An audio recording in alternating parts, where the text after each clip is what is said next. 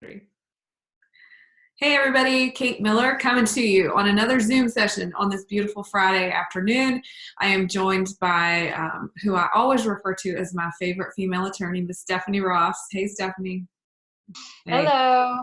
All right, so Stephanie, we are chatting today and getting together because earlier this month the Court of Appeals came out with a new set of opinions, and one of the opinions that they issued was in the Quackenbush versus Grote case, and it specifically dealt with domestic violence restraining order statute. So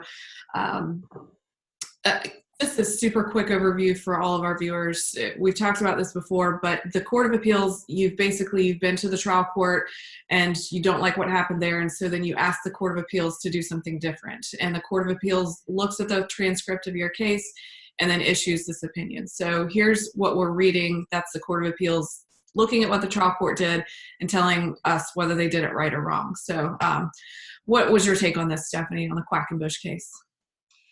Well, the Quackenbush case was interesting because what happened, it kind of relates back to a previous case called Martin versus Martin that was decided in December of 2018.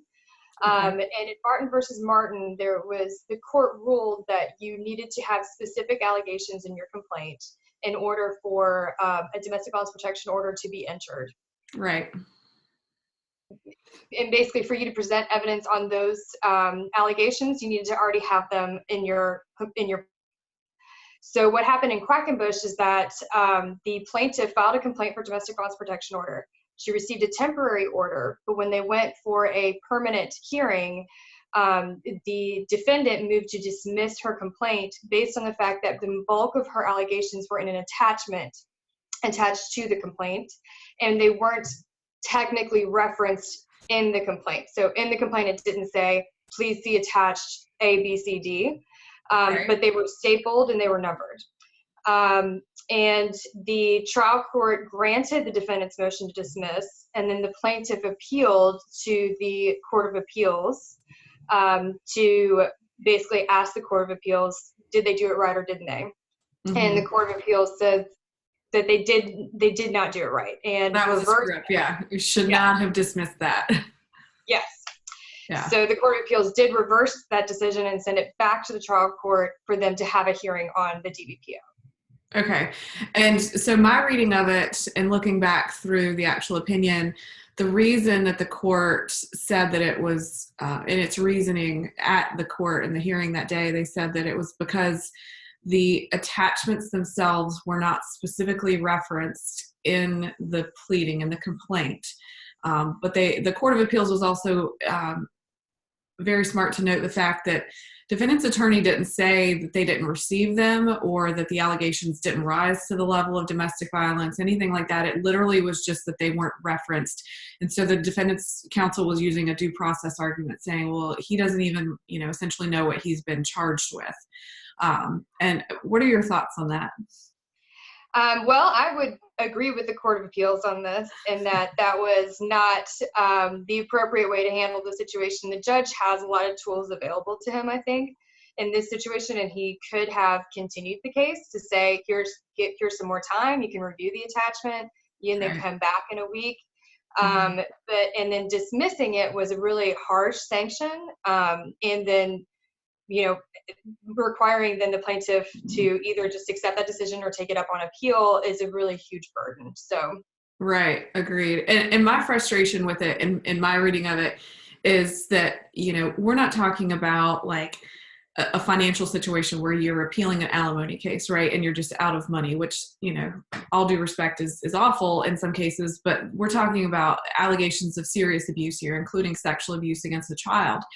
And with the trial court dismissing her complaint for the restraining order, essentially left her in a place where she didn't have any protection. And she then had to appeal. And this case originally was in the trial court, I think, was it in 2018?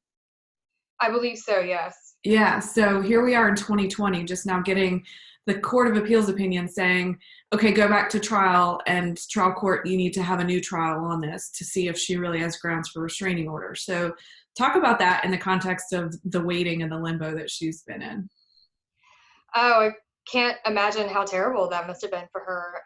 It's just it's a long time, and waiting for a decision sometimes can feel, you feel unsettled, you feel you don't know where you're going to move forward. I know that you and I both see people, Mhm. once they get the decision, even if the decision isn't favorable sometimes, at least that they can move forward with their lives and move on from the situation.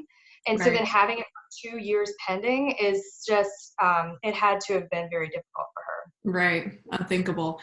So, if you had a client come to you or a friend and said, you know, hey, I got this temporary restraining order, or I'm getting ready to file my complaint for domestic violence restraining order, in light of this opinion, what advice would you give those folks? I would give them the advice of just to put as many details as possible into their complaint. Details, dates, every, it may seem like it's too much information, but you'd rather have too much than not enough. And, Sure. um, you don't, because this type of situation, hopefully we now have guidance from the Court of Appeals that trial judges shouldn't do this type of thing. So hopefully this exact situation will not happen again. But Right. in general rule, having details in your complaint with a chronological order is the best way to go about things. Right. And if somebody was maybe apprehensive about, you know, I can't afford an attorney. I can't, you know, go plunk all this money down to have somebody represent me. Do you have any advice for those folks? Oh, sure. Yeah, we can do just a consultation where it's just a flat fee where you come in and I can talk to any of our attorneys can talk to somebody about their case. About you can just take the actual complaint that you were working with, and I can help you go through it, fill it out. I'll ask you questions about what's been going on, tell you what to put in there, tell you what to leave out, and then you can go on and represent yourself and not have to incur any additional fees. But you will at least have your a good footing at the very beginning because you will have talked to an attorney prior to.